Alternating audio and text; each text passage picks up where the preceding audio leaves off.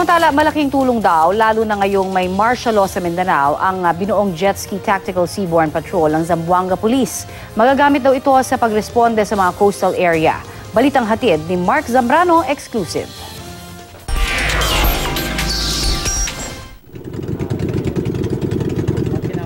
Malawak ang coastline ng Zamboanga Sibugay.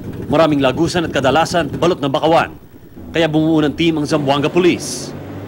Binuo ng Zamboanga PNP ang Jet Ski Tactical Seaborne Patrol para sa madali ang response and assault sa mga coastal communities, lalong-lalo na yung mga lugar na hindi kayang pasukin ng mga malalaking bangka.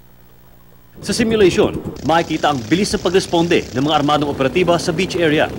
Pagsampa ng jet ski sa beach, agad silang tumalon patungo sa target area.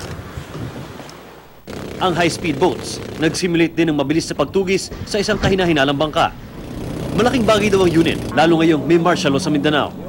Na-neutralize natin yung ibang mga criminal gangs, and then yung nabawasan yung mga extortion activities and kidnapping incidents dito sa area. Inirekomenda na magkaroon ng ganitong unit ang lahat ng coastal communities sa Zamboanga. Mark Zambrano, GMA News.